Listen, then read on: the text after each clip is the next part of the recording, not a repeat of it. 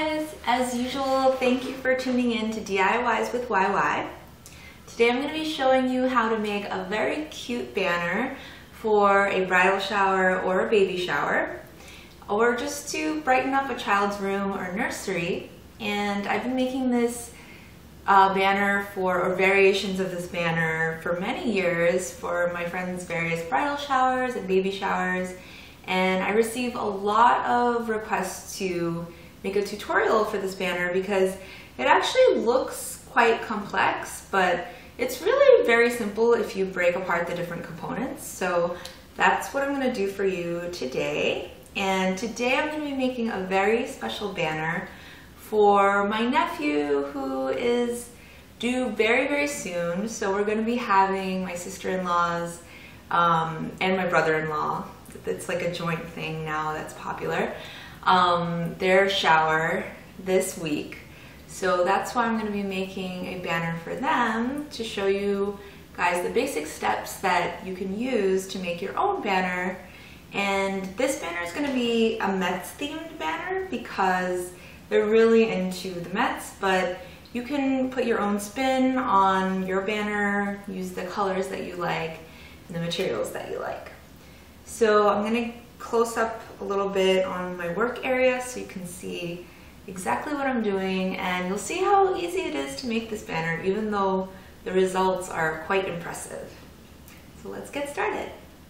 Okay, so since my sister-in-law's shower is going to be Mets themed, I was thinking that we could do like a royal blue with orange and white banner, but after speaking to her sisters, she actually apparently isn't really into the orange color, which I can totally relate to. So we're just gonna keep it with blue and white with some gold accents. And then this way, what a lot of my friends have done is they've taken these shower banners and they've used it for the baby's nursery, so you can reuse it and you don't have to just throw it away after the shower. And without the orange, that makes it a little bit more neutral. So hopefully my sister-in-law will reuse this. So what I do is I usually have a bunch of these Mombi sheets, which are just like booklets with various papers in like a certain theme.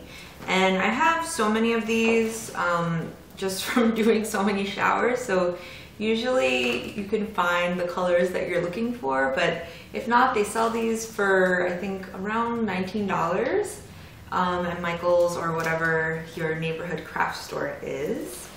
So what I do is I usually just pick out my color theme, and then depending on how many letters are in the child's name, my nephew is going to be named Lincoln, so he has a pretty long name with 7 letters. What I do is I just pick out the different sheets of paper that I think will go well in my banner. So these are, I've just cut the papers from in here in half lengthwise. So I chose a polka dot, a stripe, and just a cute script pattern. So that is going to be kind of the base of my banner. And then I'm going to be layering on top another layer, and I've done these in different shapes, circles or whatever matches the theme of the party. But this time for Lincoln, I'm going to do stars. And then I've got here some of these gold sticker letters, and this is a pack that I've been using for quite a while. You can get away with that if the kids' names that you're making the banners with have different letters. But in this packet, I actually ran out of ends, and I need 2 ends for Lincoln. So I'll kind of show you how to get away with that. And this is from a company called Mombi Sticks. So I guess it's related to the Mombi Sheets paper. So yeah, those are the basic components. And the other thing that you'll need is to make the kind of Shakespeare, I call it a Shakespeare collar. You need pieces of white vellum, or you can just use regular white paper too, if you prefer. And then also some string to hang your banner from. All right, so now that we have our basic materials, the first step is to, which I've already done, is to just take your paper, and these are 12 by 12, so it's just a 1 foot square. And I like using this size because it's very easy. You just cut them in half basically. So I just cut them in half, and I need 7 halves for Lincoln's name. So I've got those here. Then the next step is to make your Shakespeare collar. And this is the part that everyone always asks about because it looks complicated, but it's not. So you're basically going to lay down your paper vertically, and you're going to start folding about 1/2 inch at a time. So I'm folding it that way, 1/2 inch, and then flip it over, fold it 1/2 inch again, and then just keep going all the way. Let's see how quickly I can do this. I need to make 7 of these. Just keep folding it all the way until you get to the end. It doesn't need to be perfect, but try to keep it within the 1/2 inch measurement if you can. Whew, this is quite a workout too. Okay, so there I have my beginnings of my Shakespeare collar, folded down nice and flat. And I want this to be approximately the same length as or width as my piece of paper. So what I'm gonna do is kind of just eyeball it and cut it to match that length.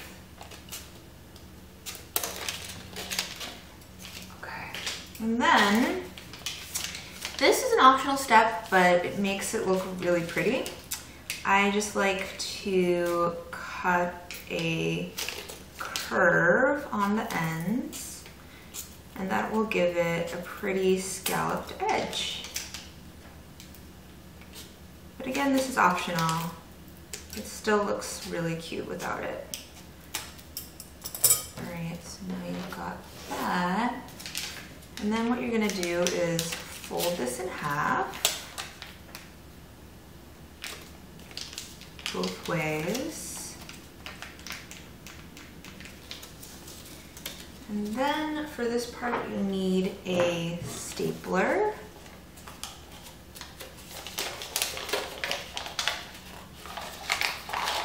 What I'm going to do is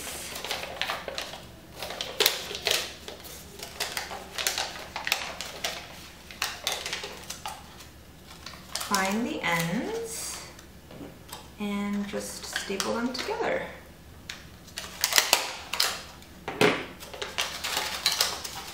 And that creates your fan Shakespeare collar. So you need 7 of these, or however many letters you're making. So that's step 2. Then what you're going to need is another layer for your child's name to be, it's kind of like the background for the child's name. And you could actually just do a regular circle right on top of the scalloped, the Shakespeare fan, but you can,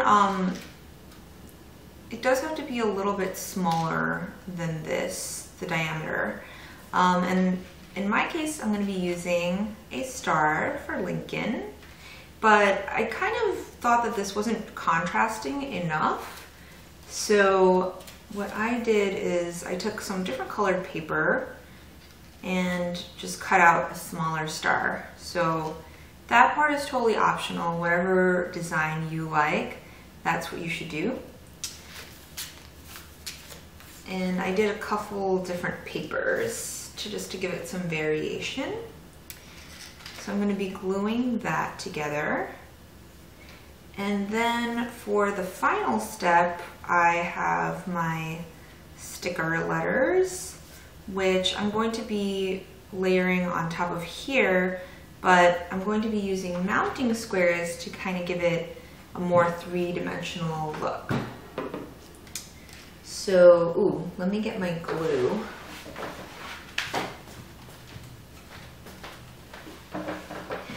Alright, so now I have my trusty glue gun here heating up, and I'm going to just be gluing this star to the smaller star, and I'm also going to be gluing that to this. And let's wait and see. Still heating up, so maybe what I'll do is I'll start making one of the letters. So let's start with my L. So I think I actually want my L to be on my polka dot star. So let me take that. And I'm going to be using my mounting squares to give it kind of a three-dimensional look. So I'm going to cut my mounting squares to match the width of my letter.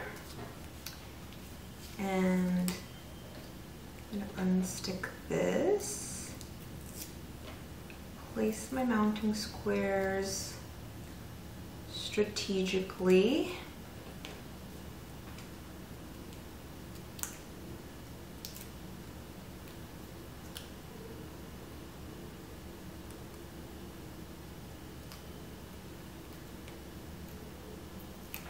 Oh, my glue is starting to come out. All right. Center my letter. This looks so cute. Okay. So there is my L.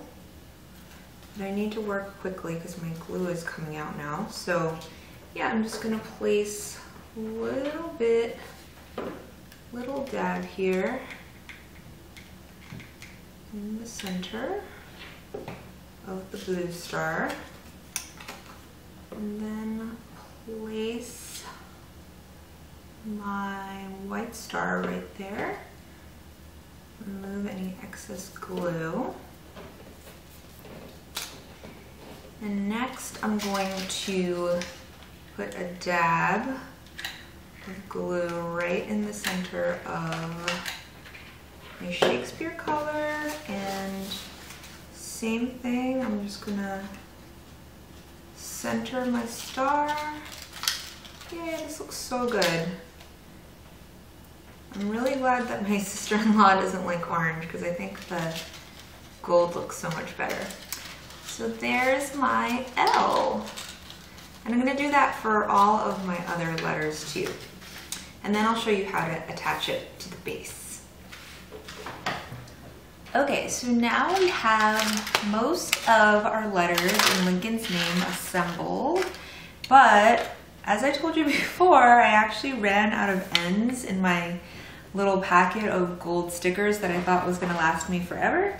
So I'm gonna do a little surgery to create some ends. And you can just skip past this part if you don't care about it. So what I'm gonna do is I'm gonna be using an M, an I, and a P to create two ends that I need for Lincoln. And I'm gonna be using just a piece of scrap paper from an envelope that I don't need. And I also, what I do is I keep the outlines too of the letters so that you can actually cut them out and reuse them too. I mean, that's not gonna work here because I need them to be filled in with gold, but this packet has been lasting me a long time, like I said, because I've been using these little tricks. Anywho, so So in order to make the ends, I'm going to cut one of my M's in half and then unstick it and stick it onto my scrap paper.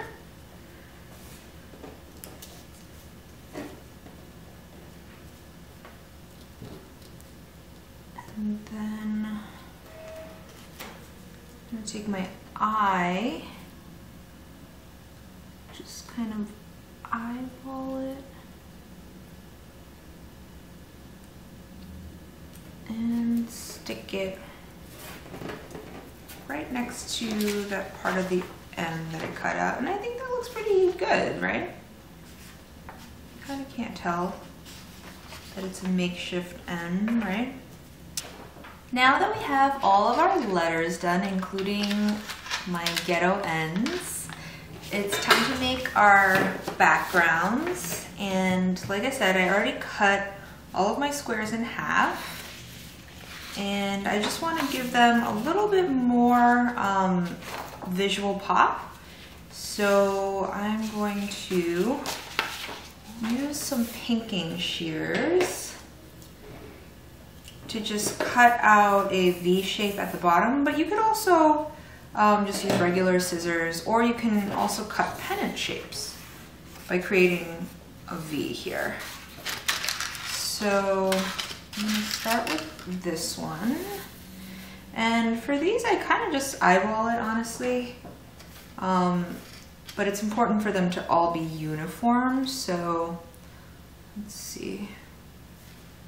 This is the center. So I'm going to do a V like that. I think that's good, or even a little higher. And if you guys want, I will create a template for this that you can use as PDFs on my website. So just comment below if you need a PDF. So yeah, I just drew a V shape there, and then I'm going to use my pinking shears to go in and create a nice scalloped edge on the bottom. There you go.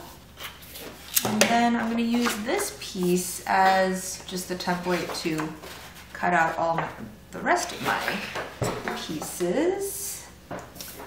And then in terms of like the different patterns, you might feel like this is too busy. I'm just going to erase some of my pencil marks that I see here. So it's really up to you. You could just make this all solid colors. And like I said, you can, the most common thing that I do is I just use a circle shape as the background for my letter. So yeah, this is totally up to you, whatever you feel like looks best for your event. So yeah, the next step after you've cut out your shapes here is to go ahead and take your hot glue gun again, and we want to glue all of our letter and Shakespeare color combination pieces right onto our backgrounds like that. And then once you have that done, you can take a hole puncher, and you want to go pretty deep here past the edge because you want it to be stable and not cut through, or you don't want the string to cut through. So you want this to be nice and secure. So yeah, just 2 holes right in the corners. And then I'm going to do that for all the rest of my pieces, and then it'll be time to assemble.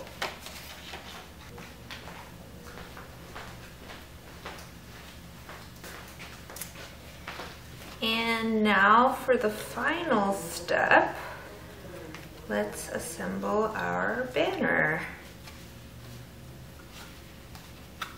So I'm just going to take some string, and I'm going to start lacing it through.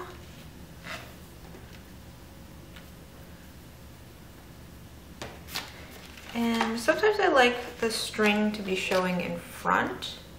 And I think that's what I'm gonna like for this too, because the string matches. So, doing my L.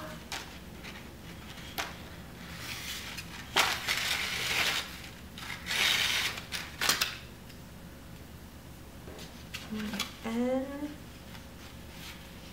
Sorry, my I.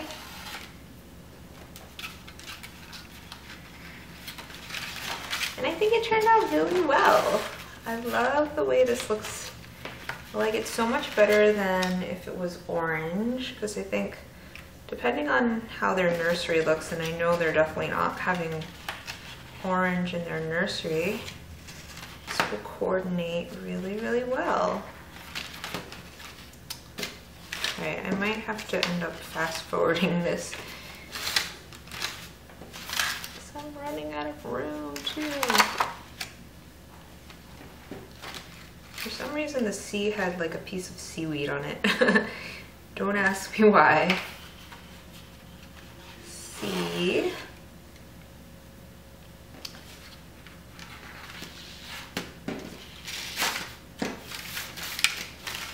I think the hardest part of this for me is picking out all the different color combinations and pattern combinations. So I used to be really into just really simple color combinations, but now I love how ornate and varied all the different patterns look together with the different colors, and especially since this banner only has 3 colors, I thought it would be nice to have all these different patterns. And another thing, when Lincoln starts looking around his room, I heard it's really good for babies to have contrasting colors or like very high contrast patterns and pictures to look at. So between the blue and the white, it's high contrast, and I think he'll be interested in looking at this. Okay, so we're done with that. I'm not even sure if this shot is wide enough to show this. And I'm gonna cut the string. I'm gonna leave a lot of excess string on the edges because you don't know how we're gonna have to tie this at the actual shower. Okay. I don't know if you can see this because I might need to widen up the shot a little. But yay, it's done.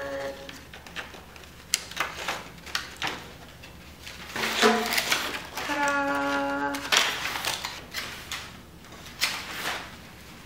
Yay, Lincoln!